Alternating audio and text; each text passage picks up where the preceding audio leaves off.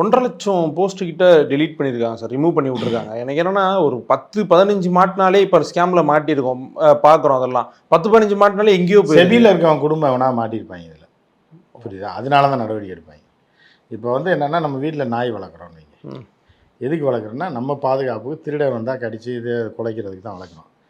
நீங்கள் வந்து என்னென்னா, திருடன் வந்து எல்லாம் கொள்ளையடிச்சிட்டு போனதுக்கப்புறம் நீங்கள் நாயையும் கழட்டி விட மாட்டீங்க, வாசலில் கட்டி போட்டிருப்பீங்க. அது கடிக்க பார்க்கும், அதையும் வேலை செய்ய விட மாட்டீங்க.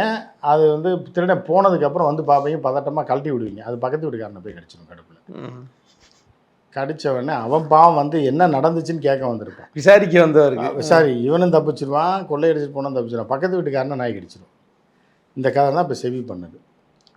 கொள்ளையடிச்சிட்டு ஓடினவெல்லாம் ஓடிட்டான், சொல்கிறதுலே அதான் கொள்ளையடிச்சிட்டு போயிட்டான். எல்லாம் 3 காடு மேலே 4 நம்பர் சொல்லு, 7 நம்பர் சொல்லு, 3 நம்பர் சொல்லு, 2 நம்பர் வரைக்கும் வந்துட்டாங்க. அவனெல்லாம் எவனையும் பிடிக்கல.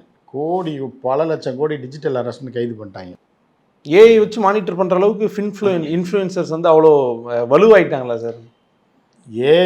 அந்த காலத்தில் நாயை வச்சு மானிட்டர் பண்ணுவாங்க, இந்த காலத்தில் ஏஐ வச்சு மானிட்டர். அவ்வளோதான் வித்தியாசம்.